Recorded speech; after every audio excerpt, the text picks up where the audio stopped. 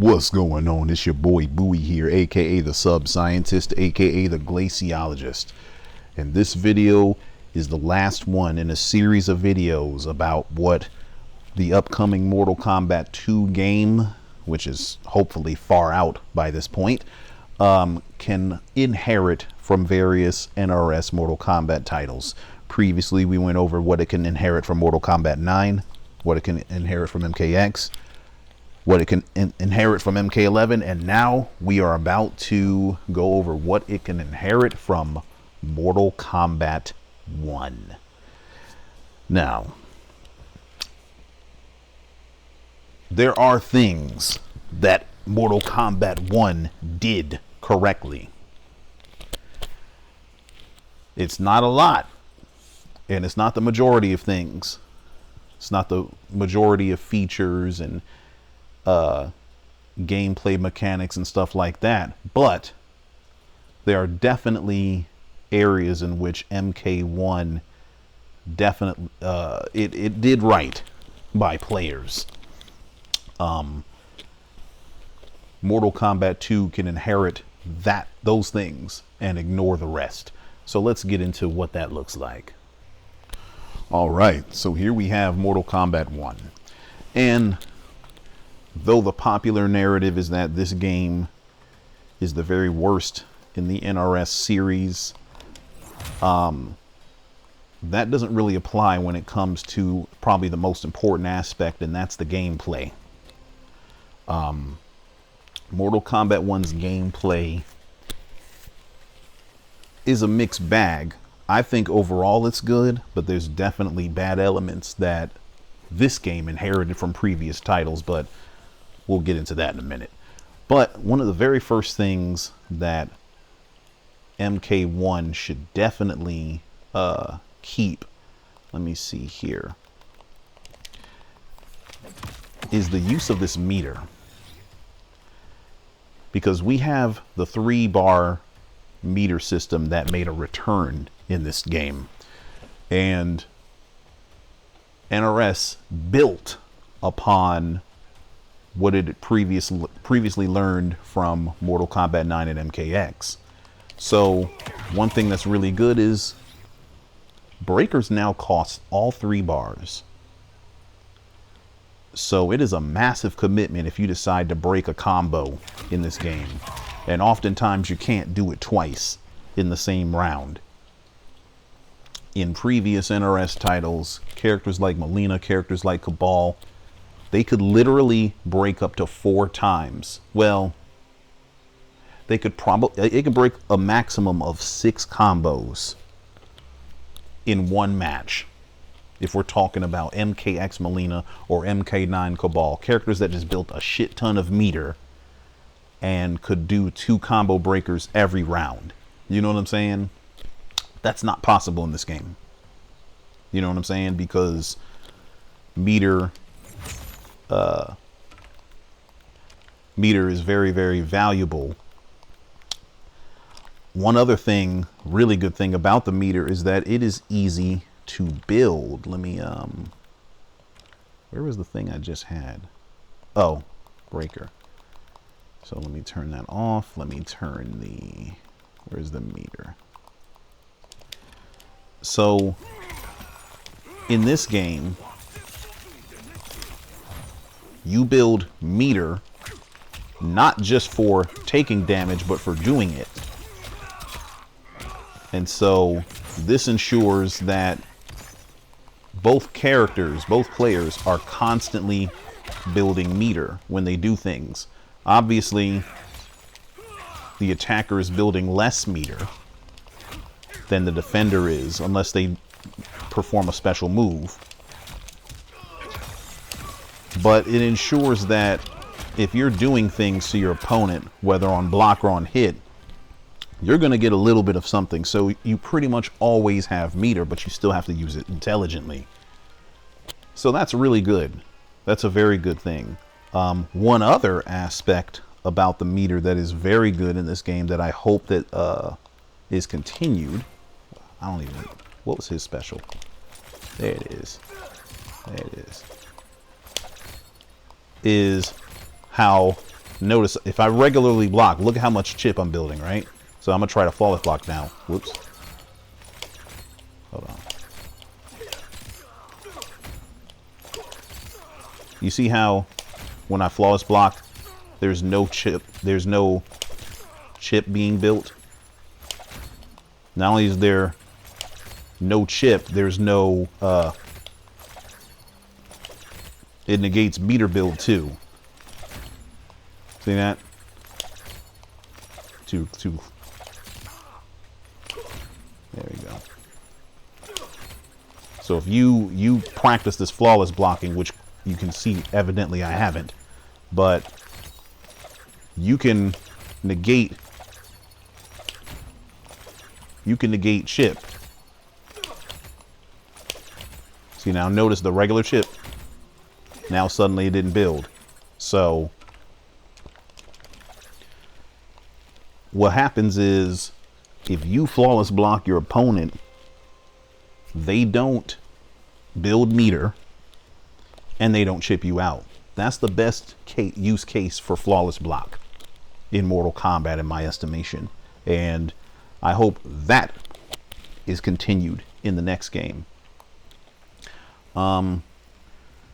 So also, I actually like the fact that jump attacks are floaty, though I do wish that characters like Sub-Zero and Scorpion would go back to doing flips in the air rather than just doing this monkey leap here that they do. Like, I don't want that shit ever again. Let him flip.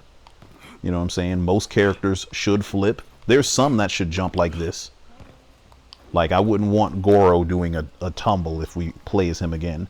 But, you know, agile characters like Sub-Zero and Scorpion should absolutely flip, as they've always done. But what I like about jumps in this game is that jump attacks are very floaty, or jumping is very floaty, and is designed that way so that it's easy for you to up block or anti-air.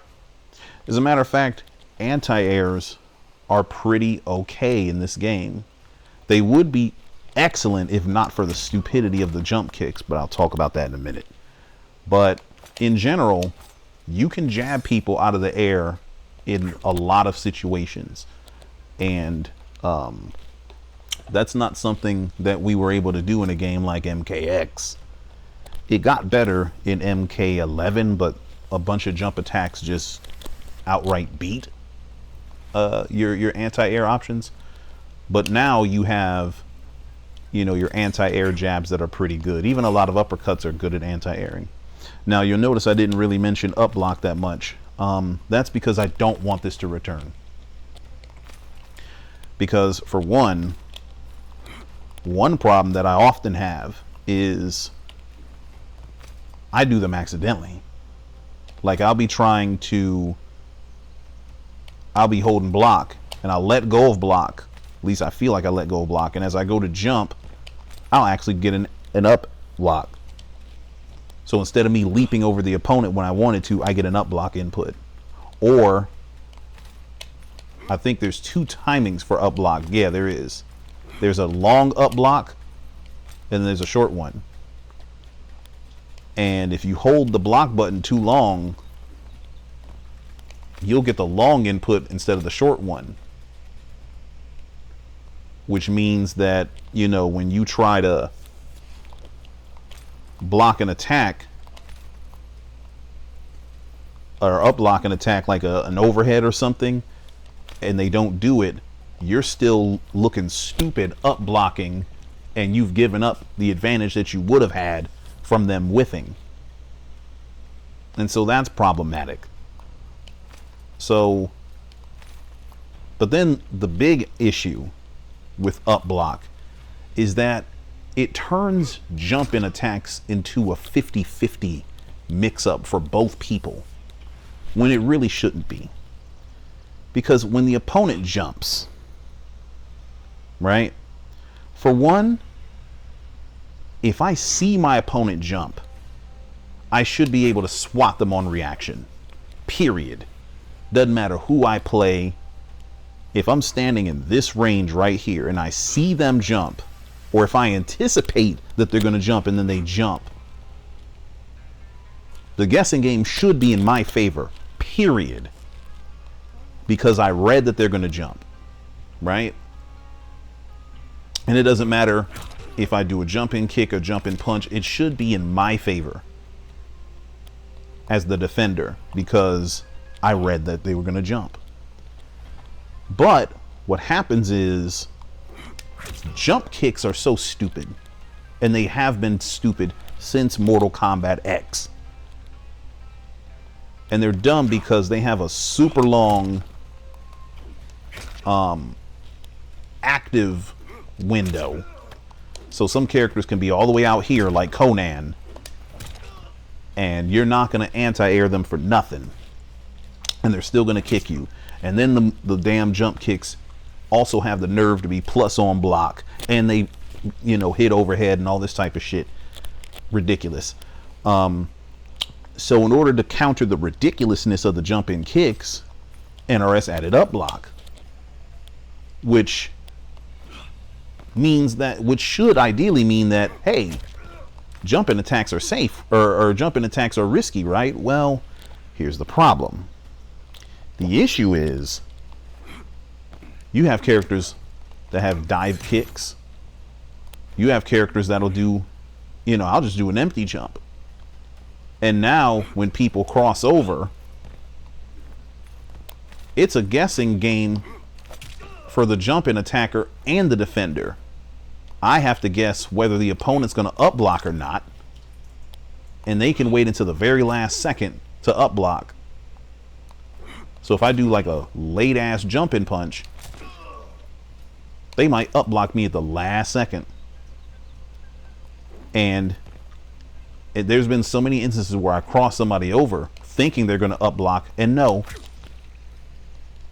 they pop me. I'm like, oh my God, I should have attacked them. And then there's been other instances where I shouldn't have attacked them because they went for the up block, and it creates this stupid ass guessing game that shouldn't exist. And MK Rio really laid out the big problem with this, which is this is a band-aid mechanic.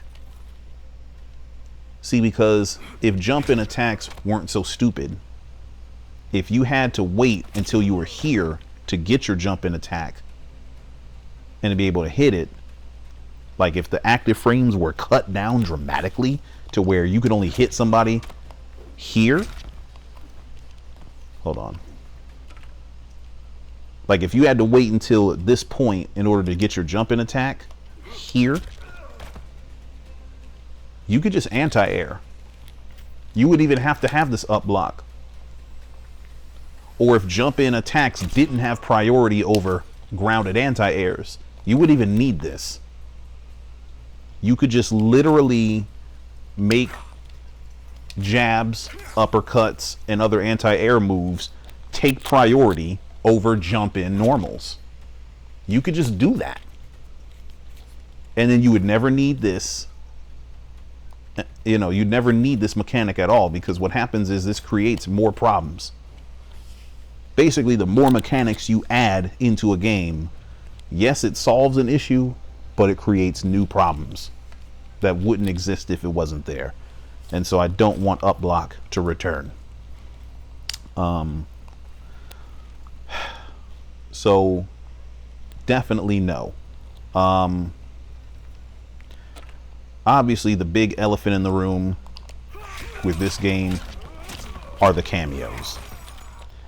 I think they're fun.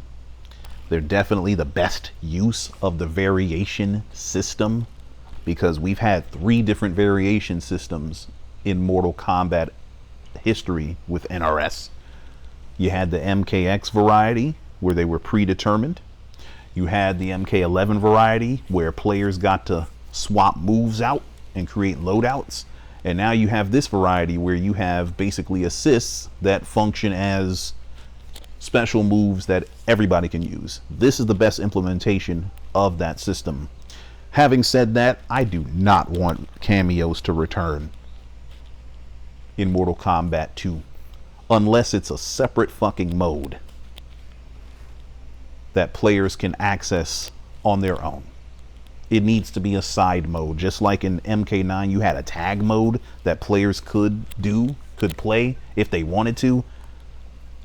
If cameos ever return, they should be in a mode, and they should have been in a mode in this title right here. But you know, but the reason why, I mean, cameos were this game's greatest strength and greatest weakness, because for one, they gave you a lot of variety. Sub-Zero Janet gets combos that no other variation of Sub-Zero gets. You know what I'm saying? And that's amazing. You get conversions that many other characters don't get, or many other variations don't get. There's no other cameo that allows Sub-Zero to combo in this way. So you can really create unique play styles centered around a particular cameo. But here's the problem. One problem is you get combos from things that you probably shouldn't combo from. Like, I care about neutral. And I don't like the idea that any character can do a full screen move and get a goddamn combo from it. I just don't like it. Worse yet, it's armored and you still get a combo from it. That's not good. Now, obviously, fighting games always have moves that break neutral, and this particular move is less egregious than others, like the leaping command grabs and shit. You know what I'm saying? Like that characters like Homelander have. But the idea of, oh, this character can do this thing that normally would be, you would just get a single hit normally, but instead of getting a single hit, you're getting a combo now. That's no good. That's no good. Let me also let me see who's a character. Ah, yes. The other problem with the cameos is that they really do encourage some scrubby ass gameplay in numerous instances. So let me give an example. Let me see. Normal. Oh, okay. So under normal circumstances, that would be my ass. I'm done. If I slide in the neutral, the opponent reads it and blocks it, I'm done. But if I do this, not only am I not done, they might get punished for trying to punish me. Matter of fact, let me see if I can, well, let me do it, put it up close real quick. Hold on a second. Whoops.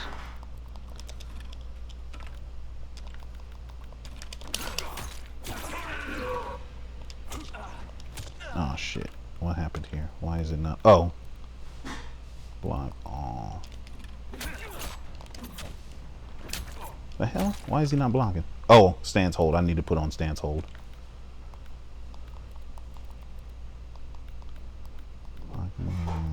There we go. Why is he attacking? It should be a reversal. What's going on here? Oh, I forgot. I gotta turn the reverse on.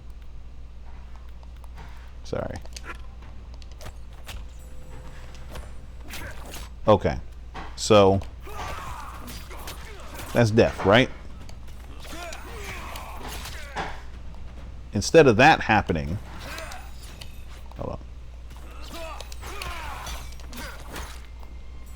So at a minimum, this unsafe move now becomes safe.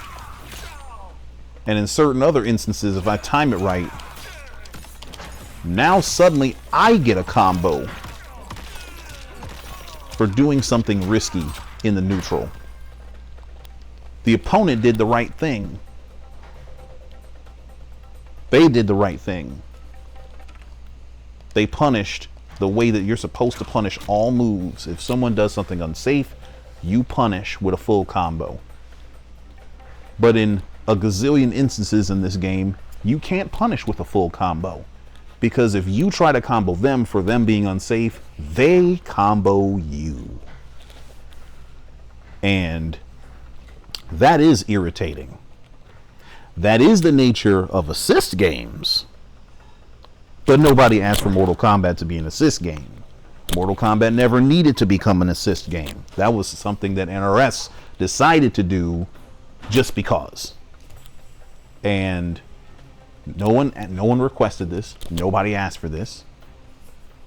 I did hear people say Mortal Kombat should bring back tag mode, which I can agree with, but nobody asked for the single one-on-one aspect of this title to be replaced with an assist system, especially one that allows people to do degenerate things on block and get combos.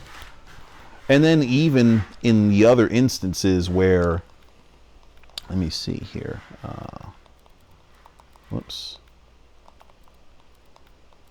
let's say, not jump, what am I doing? Where's my,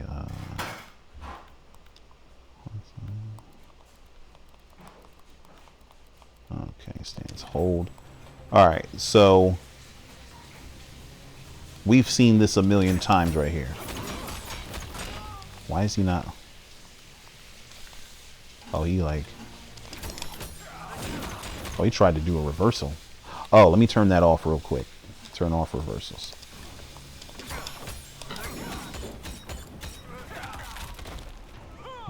We've experienced that in whatever, you know what I'm saying? So here you have a guaranteed chip kill situation, and that did 10%. Now, yes, you can flawless block this and negate some of that chip, but this is just one example where a character can do this move that normally would cause you or cause them to be comboed for free. But you can't combo them because they have a cameo behind it that stops you from doing shit. And that's a problem. That's the other problem with the cameo system, is that it creates these degenerate scenarios. And I don't even need to talk about how certain cameos give characters 50-50s that they normally wouldn't have, or how the cameos allow characters to combo off of 50-50s that they normally wouldn't combo from. Like, cameos take this game, which actually has a decent ass neutral base for players to play footsies, and it basically turns the game into MKX. I mean, how many of us have fought Scorpion Farah and been mixed to death by back 3 into Farah? You know what I'm saying? And that's just the most, you know, obvious example. There's a whole bunch of other examples. Like, now suddenly you have hard to blocks as well that are accessible to virtually every character. And that's because of the cameo system. We don't need that. Well, let me see. So the problem is, I'll just say this. Like I said, the cameo system is MK1's greatest strength and greatest weakness at the same time. It does not need to return. And it breaks my heart to say it because I thought the cameos were fun. They are fun. I was a huge skeptic of them going in. But when I saw what they were able to do, I was like, okay, we can have a lot of fun with this. There's a lot of combo variety, you know what I'm saying? Like, they're really, really fun. And fun as they may be, they did just as much harm as they did good. As a matter of fact, probably more harm. But anyway, what else should MK2 keep from this title. Throwback costumes. This is really dope. You know what I'm saying? Movie skins. I love the idea of this. You know, having these characters, past incarnations come back to a current game is great. I love that. Oh, the replay feature where you can replay a scenario and like lab it. That should return. That's awesome. You know what I'm saying? Oh, the challenges, the combo challenges, those need to bring their way back to Mortal Kombat 2. Those are actually really good. It goes without saying that Invasions is trash. It should never return. What else? It also goes without saying that, you know, NRS should make sure that their next title has all the time it needs to bake in the oven, because it's very clear from the onset that Mortal Kombat 1 was released way too prematurely, because there were features that have been mainstays of NRS titles that never popped up. Like, we never got online lobbies in Mortal Kombat 1.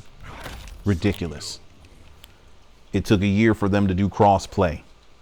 That's ridiculous. Those things need to be present day one. Oh, being able to practice while waiting for matches. Matter of fact, let me just go ahead and show you what I don't want to see. So NRS, if there's any chance that you are listening, for one, well, 1 and 2 and 3. For one, allow us to play this game offline, because I have this game on handhelds, because I have the Steam Deck OLED and then I have the Ally X.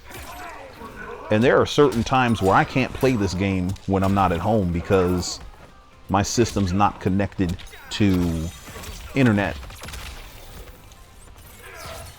There's no reason why this title should require internet for you to play. Remove that shit and never include it in an Mortal Kombat game again. There should be an offline mode where people can just, you should just be able to play it offline, period. And this waiting for people shit, oh, damn, I got to match up immediately. I've seen this person before, I've played them, but this waiting for people shit, this shit here, damn, I'm getting a lot of hits now. God damn, I'm not playing none of these fools. But this waiting for people shit, this has got to go. There's no reason why we should be searching for matches, staring at trees and dragons and shit. You know what I'm saying? Like, get out of here. Every other fighting game title is they've updated their standards. We're able to practice while we're waiting. And to be truthful, it'd be even ideal if you could search for online matches while in practice, and practice while searching for online matches. Both should be present. You know what I'm saying? Also, speaking of online, let me go back. We need a real Wi-Fi filter, a real one, and it should be set up right from here. Enable crossplay. That's great. Crossplay needs to be there day one. A real Wi-Fi filter should be present from day one. Okay? Ping display should be in milliseconds by default. Showing or hiding the connection quality, that should be there by default. I need to be able to not even run across people that are on Wi-Fi. We should be able to filter them fools out. And I should be able to filter people based on the type of connection they have, like in terms of whether it's spotty or slow or strong. Like, I only want strong, stable connections. Okay. And we should be able to filter based on the ping too. Because in these titles, when you face people at over 120 ping, you are risking having a good match or not. You know what I'm saying? And we should be able to filter fools out that are at 150 milliseconds. Absolutely. And I'll say one more thing. For the love of fuck, for Christ's sakes, as the Italians would say, please get rid, and I hope my mouse cursor, get rid of this shit here. You see these win-loss records? This does no good for us to see those in casuals. We are having casual matches. It shouldn't even matter what your record is in casuals. Your record should only matter here. And speaking of Combat League, it needs to be first to 3. But anyway, and get rid of Warrior Shrine. But anyway, in these casual matches, nobody should know how many times you have won and lost. Because all that does is it discourages people from playing each other. And it encourages people to target folks that they think that they can beat. Because if you see somebody that has 10,000 wins and 5,000 losses, chances are you're not going to play them. You're probably not going to play them. You're going to be like, nah, they own the game too much. I'm not playing that motherfucker. I'm not going to win. You don't even know how they play. They might be trash at the game, but they just fight scrubs, so they padded their record and all that bullshit, but you won't play them because of their record. It works on the flip side. This is why Heidi accounts are so useful, because if you see somebody that is 10 and 23 or 23 and 10, you assume that you can beat them very easily because they haven't played the game very much. And that's how you get preyed on by these tournament players that use their alternate accounts. So that needs to go. But all in all, there's a lot that NRS can learn from Mortal Kombat 1 that it can include from MK2, or include into MK2, and there's a lot that can be excluded. Okay? Some of these problems that I listed under Mortal Kombat 1, they actually go back to MK9, like the online shit. Like, a lot of that has been an issue ever since MK9, and I've made multiple videos addressing these things, and I'm making another one now. But some things are unique to MK1, and I do think Mortal Kombat 1 will be remembered more fondly over time, especially if people wind up being dissatisfied with Mortal Kombat 2. But right now, ain't nobody smiling, ain't nobody laughing right now, because there's only two things to do in this game for real. You either are in practice or some other offline mode like stories or towers, or you're playing online. That's it. That's all you can really do. People don't play this mode because it's no fun. It's better on PC, but it's no fun. People don't like the story that much. That's an issue. But all in all, this title is not being looked at fondly right now for legitimate reasons. But then also there's a bunch of people whining about illegitimate things like the cybernetic characters being made female. That's not quite legitimate. But anyway, the point of the matter is, right now shit is not sweet, and NRS can learn from bitter defeat. And I hope that they do. And I think that they will. But with that being said, I think I've talked enough. I'll catch y'all later. Stay froze.